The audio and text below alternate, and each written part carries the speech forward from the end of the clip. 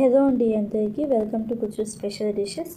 కోడిగుడ్డు మునక్కాడకాయ ఒక్కసారి ఇలాగ ట్రై చేయండి. తిన్న వాళ్ళు మిమ్మల్ని మెచ్చుకోకుండా శభాష్ అనకుండా ఉండలేరు.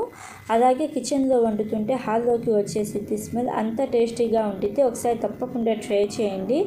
ముందుగా స్టవ్ ఆన్ చేసుకొని కడాయి పెట్టుకొని కడాయి కొంచెం వేడి అయిన తర్వాత మంట లో ఫ్లేమ్లో పెట్టేసి ధనియాలు ఒక 1.5 టేబుల్ స్పూన్, జీలకర్ర 1 టీ స్పూన్, 5 నుంచి 7 దాకా ఎండుమిరపకాయలు వేసుకొని 1 నిమిషం పాటు వేయించుకోండి. 1 నిమిషం తర్వాత గసగసాలు 2 టీ స్పూన్లు వేసుకొని ఒక 30 సెకండ్స్ పాటు వేయించుకోండి. 30 సెకండ్స్ తర్వాత ఎండు కొబ్బరి తురుము ఒక 4 టేబుల్ స్పూన్లు వేసుకొని ఒక 2 నిమిషాల పాటు లో ఫ్లేమ్లో వేయించుకోండి. 2 నిమిషాల తర్వాత 1 ఇంచ్ సైజ్ అంత దాల్చిన చెక్క, 4 లవంగాలు వేసుకొని లో ఫ్లేమ్లోనే ఒక 4-5 నిమిషాల పాటు వేయించుకుంటే మంచి స్మెల్ యారోమా అనేది వస్తుంది. ఇలాగ మంచి స్మెల్ వచ్చినప్పుడు మంట ఆఫ్ చేసేసి పూర్తిగా చల్లారనివ్వండి. పూర్తిగా చల్లారిన తర్వాత మిక్సీ జార్లోకి వేసుకొని చింతపండు నీళ్ళు వేసుకోండి. చింతపండుని నీళ్ళల్లో నానబెట్టుకొని పిప్పి లేకుండా ఇలాగ చింతపండు నీళ్ళు మిక్సీ జార్లోకి వేసుకొని మెత్తని పేస్ట్ లాగా చేసుకోవాలి. ఇలాగ మిక్సీలో వేసేటప్పుడు చింతపండు నీళ్ళు వేయడం వలన మనకి టేస్ట్ అనేది ఇంకా డబల్ అయ్యిద్ది. ఇలాగ మెత్తని పేస్ట్ లాగా చేసుకున్న తర్వాత స్టవ్ ఆన్ చేసుకొని కడాయిలో 3 టేబుల్ స్పూన్ల నూనె వేసుకోండి. నూనె కొంచెం ఎక్కువే పడుతుంది. ఇలాగ నూనె వేడి అయిన తర్వాత 5 కోడిగుడ్లు ఉడికించుకొని పైన పెంకు తీసేసి 2 ఘాట్లు వేసుకోండి. అలాగే సాల్ట్ 1 టీ స్పూన్, పసుపు 1/2 టీ స్పూన్ వేసుకొని మంట లో ఫ్లేమ్లో పెట్టేసి ఒక 3-4 నిమిషాల పాటు కలుపుతూ వేయించుకోండి. ఇలాగా ఒక 4-5 నిమిషాల పాటు వేయించుకున్న తర్వాత కోడిగుడ్లను ఒక ప్లేట్లోకి మార్చుకోండి. ఇప్పుడు అదే ఆయిల్లో మునక్కాడ పీసెస్ 15 నుంచి 20 దాకా వేసుకొని లో ఫ్లేమ్లోనే ఒక 2-3 నిమిషాల పాటు కలుపుతూ వేయించుకోండి. 2-3 నిమిషాల తర్వాత ప్లేట్లోకి మార్చుకొని అదే ఆయిల్లో ఆవాలు 1 టీ స్పూన్ వేసుకొని 3 మీడియం సైజ్ ఉల్లిపాయలను సన్నగా కట్ చేసుకొని వేసుకోండి. ఉల్లిపాయలు కొంచెం పింక్ కలర్కి వచ్చిన తర్వాత ఇలాగ కొంచెం లైట్ గోల్డెన్ బ్రౌన్ కలర్కి వచ్చిన తర్వాత 3 మీడియం సైజు టమోటాలను సన్నగా కట్ చేసుకొని వేసుకోండి.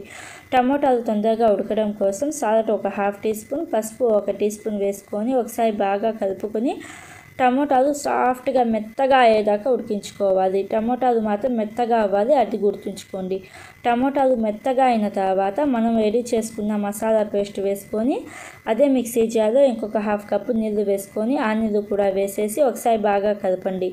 ఇలాగ ఒకసారి బాగా కలుపుకున్న తర్వాత మీడియం ఫ్లేమ్లో 2 నిమిషాల పాటు ఉడికించుకోండి.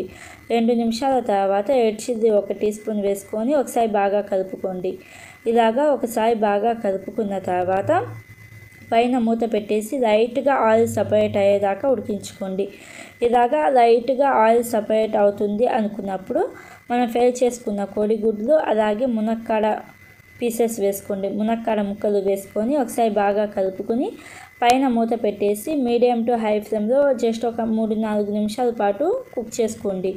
ఇలాగా ఒక 3-4 నిమిషాల పాటు ఉడికించుకున్న తర్వాత ఒక 1.5 కప్పు లేకపోతే 1 కప్పు నీళ్ళు వేసుకోండి.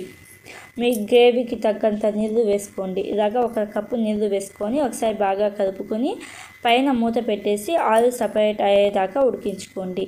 ఇలాగ లైట్గా ఆయిల్ సపరేట్ అవుతుంది అనుకున్నప్పుడు కొంచెం కరివేపాకు అలాగే కొంచెం కొత్తిమీర వేసుకోండి. కొత్తిమీర మనం లాస్ట్లో కూడా వేస్తాము, మళ్ళీ చూసుకొని వేసుకోండి.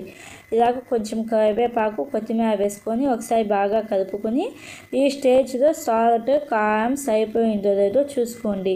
సాల్ట్ కారం అలాగే చింతపండు టేస్ట్ సరిపోయిందో లేదో చూసుకొని అడ్జస్ట్ చేసుకోండి. నాకు కారం అయితే సరిపోయింది, సాల్ట్ సరిపోలేదు, అందుకని కొంచెం సాల్ట్ వేసాను. సాల్ట్ వేసి అలాగే 4 లేదా 5 పచ్చిమిర్చిని చీలికలుగా కట్ చేసుకొని వేసుకోండి. పచ్చిమిర్చిని మాత్రం అసలు స్కిప్ చేయొద్దు. ఇలాగ పచ్చిమిర్చి చీలికలు వేసుకొని ఒకసారి బాగా కలుపుకొని పైన మూత పెట్టేసి లైట్గా ఆయిల్ సపరేట్ అయ్యేదాకా ఉడికించుకోండి. ఇలాగ లైట్గా ఆయిల్ సపరేట్ అవుతుంది అనుకున్నప్పుడు సన్నగా కట్ చేసిన కొత్తిమీర వేసుకొని హై ఫ్లేమ్లో ఒక 2 నిమిషాల పాటు వేయించుకోవాలి.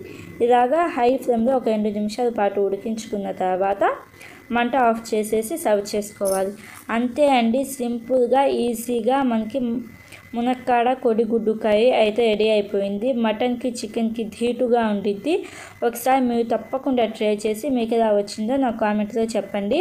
Thank you for watching. Bye bye.